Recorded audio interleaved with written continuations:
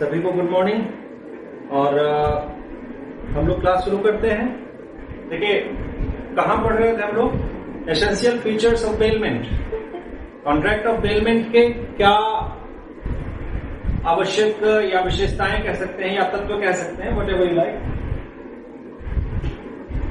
तो एक चीज हम लोगों ने पढ़ लिया था क्या, कि जो बेलमेंट के अंतर्गत जो हम गुड्स की डिलीवरी देते हैं वो डिलीवरी ऑफ पोजीशन होनी चाहिए।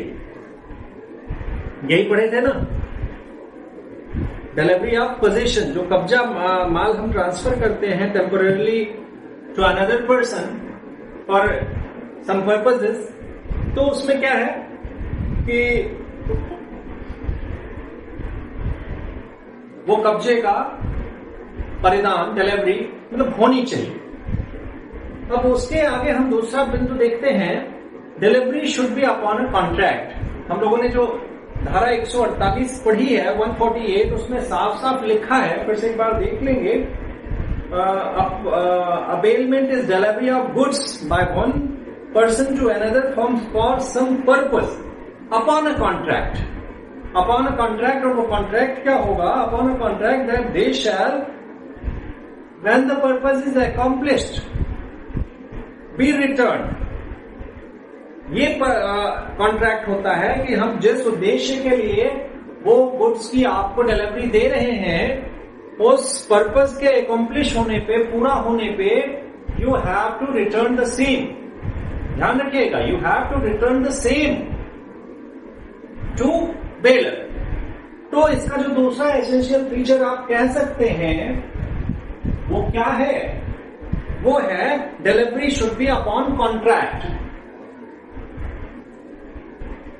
Delivery should be upon contract, यानी जो परिधान हो, परिधान, डिलीवरी माने परिधान कहते हैं, परिधान जो हो संविदा के तहत हो। अगर संविदा के तहत नहीं हुई तो मतलब कोई एक्सप्रेस कॉन्ट्रैक्ट नहीं हुआ तो क्या होगा? ये थोड़ा कंट्रोवर्शियल मामला है। इसमें कैसे कंट्रोवर्शियल है ये देखने की बात है। कैसे? एक राम गुलाम वर्सेस गवर्नमेंट ऑफ यूपी का मामला आता है, ठीक है? राम गुलाम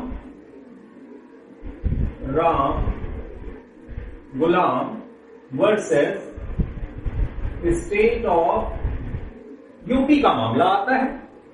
इसमें होता क्या है, राम गुलाम महोदय जो है, नाम तो गुलाम है लेकिन पैसे वैसे वाले थे, इनकी कुछ ऑर्नामेंट्स थे, तो चोरी वोरी कोई नई वो नहीं है, क्या अपराध नया नहीं है, बहुत पहले से होता रहा है। तो इनकी कुछ ज्वेलरी चोरी हो गई, ऑर्नामेंट्स चोरी हो गए, लेकिन पुलिस पहले ज्यादा एफिशिएंट होती थी शायद, उसने उस ऑर्नामेंट को पता कर लिया कि कहां गया था और उसको बरामद भी कर लिया। ध्यान दीजिएगा, बरामद भी कर लिया। अब लेकिन पुलिस की नाकारी कहां साबित होती है कि उसके कस्टडी में से फिर से चोरी हो गया। राम गुलाम के घर से गया तो गया, पुलिस कस्टडी से चोरी हो गया। अब ठीक है, इसको यहीं पे सीमित रखा जाए कि पुलिस कस्टडी से ऑर्नामेंट चोरी हो गया। अब यहां पे राम गुलाम कहते हैं कि मेरी जो ऑर्नामेंट था वो दिया गया पुलिस को। अब यहां बात आती, पुलिस को दिया नहीं गया। उन्होंने कहा बेलमेंट के तहत, उनका वकील पढ़ा लिखा रहा होगा, उसने कहा बेलमेंट का इसमें लागू होगा कि आपको मिला, आपको सुरक्षित वापस करना है और आप वापस करने में अक्षम रहे, इसलिए आपकी जिम्मेदारी होती है, पुलिस की जिम्मेदारी होती है, सरकार की जिम्मेदारी होती है। लेकिन अब हुआ क्या? कोर्ट हमेशा अपने मर्जी से काम करती है, जरूरी नहीं कि वो आपकी कोई बात मान ही ले। कोर्ट ने कहा नहीं, ऐसा नहीं है, ये non contractual bailment nature, non contractual था। यहाँ पे कोई कॉन्ट्रैक्ट नहीं हुआ था जिसके तहत उसको ऑर्नामेंट की डिलीवरी दी गई हो, उसने जब्त किया था, बरामद किया था, सुरक्षित रखा था। तो इसलिए यहां बेलमेंट का केस न लागू नहीं होगा और उसके लिए पुलिस या सरकार दायी नहीं होगी, ये कोर्ट ने कहा। ठीक है, आया गया मामला चला गया, कोई बात नहीं। लेकिन हमारे जो विद्वान होते हैं, जैसे कई बार नाम आता है चेशायर त्रिपुट महोदय का, उन्होंने इसको क्रिटिसाइज किया कि नहीं, ये ठीक नहीं है। और इंग्लिश लॉ में हमेशा मतलब ये कॉन्सेप्ट है कि विदाउट कॉन्ट्रैक्ट अगर बेलमेंट हो रहा है, English law recognises bailment without contract. Cheshire त्रिपुट इसमें कहते क्या है कि हम डे बाय डे इस तरह के बहुत सारे कॉन्ट्रैक्ट्स करते हैं और उसमें जरूरी नहीं है कि हम कोई एक्सप्रेसली संविदा करके ही बाय कॉन्ट्रैक्ट ही हम कोई गुड्स डिलीवर दूसरे को करें। तो पुलिस को यहां पे दायी होना चाहिए था, लेकिन नहीं हुआ तो नहीं हुआ। तो कोर्ट के निर्णय के अनुसार कोई बात नहीं, कोई नहीं हुआ, तो आगे देखते हैं। तो फर्स्ट केस यहां से आता है कि जो नॉन कॉन्ट्रैक्चुअल नेचर का बेलमेंट है वो नहीं माना गया।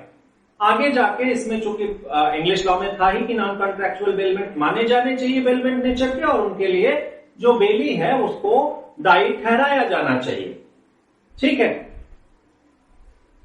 आगे तो इन सब चीजों से जो क्रिटिसिज्म हुआ और सारी चीजें इंग्लिश लॉ को देखते हुए बॉम्बे हाई कोर्ट ने पहला कदम अपना उठाया इस फेवर में। किस फेवर में?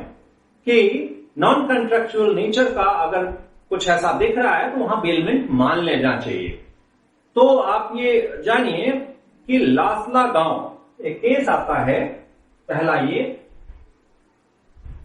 लासला गांव, ये लासला गांव मर्चेंट्स कोऑपरेटिव बैंक था। ये मर्चेंट्स कोऑपरेटिव बैंक, और इन्होंने मुकदमा जो लड़ा वो है प्रभुदास हाथी भाई के अगेंस्ट। प्रभुदास हाथी भाई, ठीक है। इसका फैक्ट आप जरा समझिएगा तो समझ में आएगा कि नॉन कॉन्ट्रैक्चुअल नेचर कैसे रेज होता है। किसी बेलमेंट को अगर हमें बेलमेंट मानना है तो नॉन कॉन्ट्रैक्चुअल नेचर कैसे रेज हुआ वो देखिए। ये एक पार्टनरशिप फर्म होती है जो तंबाकू का काम करती है। किस चीज का? टोबैको का। पार्टनरशिप में होता है और उन्होंने गोडाउन, आप नहीं ज्यादा इधर उधर नहीं जाए, आप ये समझिए कि जब आप बैंक से क्रेडिट लेते हैं तो बैंक गारंटी मांगती है, आप पढ़ चुके हैं। गारंटी के साथ साथ कुछ सिक्योरिटी मांगती है। तो इनकी पार्टनरशिप फर्म ने सिक्योरिटी के तौर पे, बतौर सिक्योरिटी, नॉट अ गारंटर, बतौर सिक्योरिटी ये गोडाउन इनका होता है। क्या होता है? गोडाउन।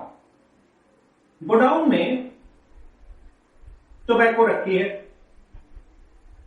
ठीक है। तो इस टोबैको के स्टॉक को उन्होंने प्लेस किया था। It was pledge to bank. अभी प्लेस पढ़ेंगे, प्लेस पढ़ेंगे। प्लेस माने गिरवी, यानी बंधक। प्लेस माने उनकी निगरानी है उस पर। वो उस सिक्योरिटी को देखेंगे कि अगर हमारा पैसा वापस नहीं मिलता है तो इस प्लेस को निकाल के, बेच के, जो भी प्लेस किया गया है, अपना पैसा वसूल लेंगे। तो जो गोडाउन में टोबैको रखा गया, उसके बाद इनके जो पार्टनर्स थे, पार्टनर्स में कुछ लोगों ने अपनी इनकम टैक्स की लायबिलिटी फुलफिल नहीं करी थी, पे नहीं करी थी, वो लायबल थे। ट्विस्ट आ रहा है। तो होता क्या है, इनकम टैक्स डिपार्टमेंट जानता है कि ये पार्टनर्स हैं और इनकी यहां से इनकम है और ये गोडाउन में इनका माल रखा हुआ है, इसको सीज कर दो, क्योंकि पहले हमें टैक्स थे। सीज हो गया, सीज हो, और फिर उसके बाद क्या होता है, सीज इनकम टैक्स डिपार्टमेंट नहीं करेगा, वो रेवेन्यू को बुलाएगा, रेवेन्यू के साथ पुलिस आएगी। तो कलेक्ट्रेट के जो लोग होते हैं उसको सीज वीज करके उन्होंने पुलिस को चाबी दे दी। पुलिस चाबी लेके चली गई। बस उन्होंने सोचा हमारा काम हो गया। इसके बाद अच्छी खासी बारिश होती है, बहुत बारिश होती है, और गोडाउन को कोई पूछने वाला नहीं होता है। गोडाउन की छतें लीक कर जाती हैं, पानी नीचे आता है और टोबैको पूरी खराब हो जाती है। अब इसमें फंसा कौन? फंसा बैंक, और दूसरा ये पार्टनरशिप फॉर्म। बैंक इसलिए कि उसको जो प्लेस्ड गुड्स था वो डिस्ट्रॉय हो गया, और ये जो पार्टनर्स थे वो पैसा कहां से देते? तो ठीक है, पार्टनर्स ने कहा कि ये हमारा जो सामान खराब हुआ है इसके जिम्मेदार हम नहीं है, हमसे पैसा वसूलना जरूर चाहे लेकिन हम नहीं है, इसके लिए सरकार दायी है। चाहे उसको आप इनकम टैक्स के रूप में सरकार को मान लीजिए, चाहे जिसने भी सीज किया उसको मान लीजिए, जिसको भी मानिए। लापरवाही मेरी नहीं, लापरवाही उनकी है। वहां से बात आती है कि नहीं भाई हम क्यों नहीं, पर्पज था। पर्पज ये था कि जब तक आप इसमें से इनका इनकम टैक्स वसूल न हो जाए तब तक आप इसको अपने कस्टडी में रखिए, बाद में उसको वापस करेंगे। ध्यान दीजिएगा, अगर हम बेलमेंट की कसौटी पे इसको कसते हैं, 148 की परिभाषा की कसौटी पे इसको कसना चाहें तो सारी चीजें एकदम बराबर आएंगी। तो इसलिए सरकार ने मतलब न्यायालय ने, बॉम्बे हाई कोर्ट ने पहली दफा इस तरह से कि नॉन कॉन्ट्रैक्चुअल, देखिए कोई कॉन्ट्रैक्ट नहीं हुआ था, बस सीज करके चले गए, तो ये मान लिया गया, डीम्ड टू बी कॉन्ट्रैक्टेड मान लिया गया, और इस हिसाब से इनको दायी ठहराया गया, किसको? सरकार को, कि आपको चीजें ठीक से रखनी चाहिए थी। ठीक है, इसी को फिर 2-3 केसों में फॉलो किया गया। एक केस में आपको बताता हूं, state of Gujarat, state of Gujarat बनाम मेनन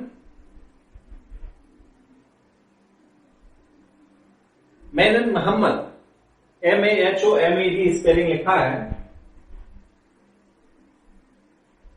मेनन मोहम्मद। इसी तरह से ये कुछ कारें मंगाई गई थी कहीं बाहर से, और उनको सीज कर दिया गया। स्टेट ने उसको पावर थी सी कस्टम्स एक्ट के तहत, कुछ कस्टम्स का मामला रहा होगा, पे नहीं किया गया होगा, सरकार ने सीज कर दी।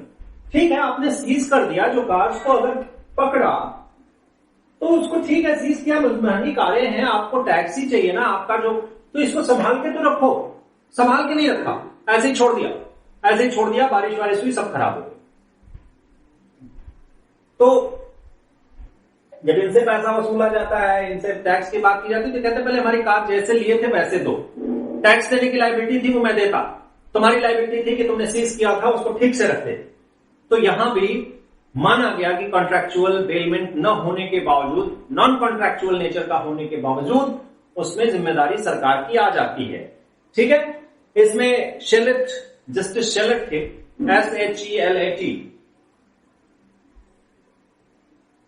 शेलेट जे, इन्होंने कहा कि ठीक है, हम मानते हैं कि बिना कॉन्ट्रैक्ट के, कॉन्ट्रैक्ट का होना बेलमेंट के ने उसमें जरूरी है, लेकिन ऐसा जरूरी नहीं कि अगर कॉन्ट्रैक्ट नहीं हुआ तो बेलमेंट नहीं होगा। ठीक है, अपनी ये बात दो तरह से उन्होंने कहा, हम मानते हैं कि कॉन्ट्रैक्ट ऑफ बेलमेंट में कॉन्ट्रैक्ट का होना जरूरी है, डिलीवरी ऑफ गुड्स जब हो रहा है तो वो कॉन्ट्रैक्चुअल बेस पे होना चाहिए, लेकिन अगर ऐसा नहीं हुआ है तो ये जरूरी नहीं कि बेलमेंट नहीं होगा, बेलमेंट होगा अगर ऐसा कुछ आता है। तो शेलेट जे ने ऐसा कुछ कहा था। एक अंतिम केस इस पे बता के जल्दी से इसको खत्म करेंगे। ये सुप्रीम कोर्ट का मामला हुआ, सुप्रीम कोर्ट का मामला हुआ, ध्यान दीजिएगा। सबसे पहले लीड किया था बॉम्बे ने, फिर उसके बाद दोनों का नेचर एक तरह का है, और एक बहुत छोटा सा महत्वपूर्ण कह सकते हैं, अभी रिसेंट है, BASABBA, बसब्बा। ठीक है, KD पाटिल याद रखिएगा, KD पाटिल वर्सेस मामला आता है state of Mysore, state of Mysore, SC, supreme court. ध्यान दीजिएगा, सुप्रीम कोर्ट का ये रिसेंट कह सकते हैं, उसके बाद मामला है। इसमें कुछ नहीं आपको याद रखना है, इसमें याद रखना है कि जो राम गुलाम के फैक्ट थे, राम गुलाम वाले मामले के फैक्ट यहां भी थे कि उसका कुछ चोरी हुआ, फिर से पुलिस ने उसको जब्त किया, बरामद किया, बरामद करने के बाद फिर वो उसने खुआ दिया। अब इसमें पुलिस वालों ने जानबूझ के ले लिया, कैसे ले लिया मैं कुछ नहीं कहूंगा, लेकिन फिर वो चोरी हो गया तो दायी ठहराया गया पुलिस वालों को। ठीक है, तो ये एक आ जाता है कि जो मैंने बताया कि delivery should be upon contract. तो अगर कॉन्ट्रैक्ट नहीं भी है तो अभी फिलहाल चीजें यहां तक आ चुकी हैं कि उसको डीम्ड टू बी कॉन्ट्रैक्टेड माना जाएगा। ठीक है, एक अंतिम बिंदु आता है delivery should be upon purpose. Third, delivery should be upon purpose. Delivery जो होती है उसका एक उद्देश्य होना चाहिए। अजीत जरा आज फोटो खींच के भेज देना, मैं ग्रुप खाली करूंगा, बहुत देख चुका नालायकी लोगों की, लोग नहीं आते हैं। हाँ। तो delivery should be upon purpose. Secretary of state versus Shiv Singh Rai.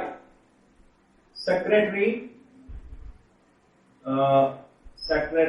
Of state versus Shiv Singh Rao.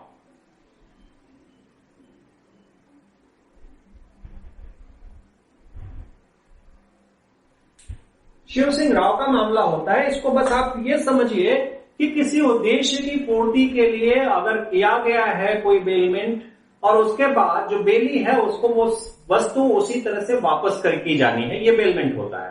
अगर चीज को उसी तरह से वापस नहीं किया जाना है और बेलर के इंस्ट्रक्शन पे कोई काम करने को बेली बाध्य नहीं है तो वहां पे बेलमेंट नहीं माना जाएगा। ये आप कॉन्सेप्ट बना के रखिए। इस केस में क्या था, जो प्लेंटिफ हैं यानी सॉरी जो शिव सिंह राव हैं, इन्होंने कुछ गवर्नमेंट के प्रोमिसरी नोट्स थे आप कह सकते हैं, इन्होंने इसको कैंसिलेशन के लिए दिया। कहां पे दिया होगा, जहां सरकार का ऐसा कुछ ट्रेजरी वगैरह होता होगा वहां दिया होगा कि भैया इसको कैंसिल कर दो सब, और इसके बदले मतलब प्रोमिसरी नोट्स वर जो नोट्स थे ये 9 थे, there were 9 in numbers, 9 check कह लो या 9 कुछ भी आप कह लो, नोट्स कह लो। फिर उसको कहा कि इसको आप सब कैंसिल करके इसको आप 48,000 में एक नोट बना के दे दें। ठीक है, यहां क्या हुआ, जब उन्होंने दिया तो सरकार का जो भी मतलब वहां नुमाइंदा था उसके नौकर ने गबन कर लिया या चोरी हो गया, कुछ भी आप मान लो, तो इन्होंने कहा ये बेलमेंट था। वहां कहा गया कैसे बेलमेंट था, मतलब ये केस थोड़ा सा हटके है, समझ लीजिएगा।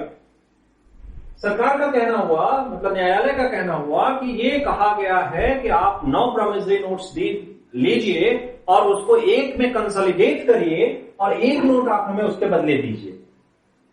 ठीक, अब इसी तरह से जब इसको यहां पे बताया गया कि जब आपको बैंक में नोट्स देते हैं तो वहां भी बेलमेंट नहीं होता है, क्योंकि बैंक आपको सेम नोट वापस नहीं करता है। तो इस बेस पे यहां पे कहा गया कि यहां बेलमेंट का कॉन्ट्रैक्ट नहीं माना जाएगा। कुल मिला के आप ये समझ लीजिए, ठीक है, यहां पे बेलमेंट का कॉन्ट्रैक्ट नहीं माना गया। तो क्लियर हो गया होगा, यहां तक कोई दिक्कत हो तो बताएं, नहीं तो नेक्स्ट अब चलें। अब देखिए अब इसको फीचर्स आप बढ़ाने चाहें, अगर आप चाहें कि नहीं 3 ही नहीं और भी कहीं बुक्स में कुछ मिल रहा है तो आप बढ़ा ले भैया, 2 पार्टीज होंगी, कॉन्ट्रैक्ट होगा, पर्पस होगा, पर्पस के बाद लौटाना होगा, कॉन्ट्रैक्ट किस चीज का होगा, तो ये सारी चीजें आप बढ़ा सकते हैं। तो उसके लिए मतलब कुछ है नहीं, जो मुख्य चीजें थी वो आपको हमने बताने की कोशिश करी। ठीक है, तो यहां तक समझ में आ गई बात।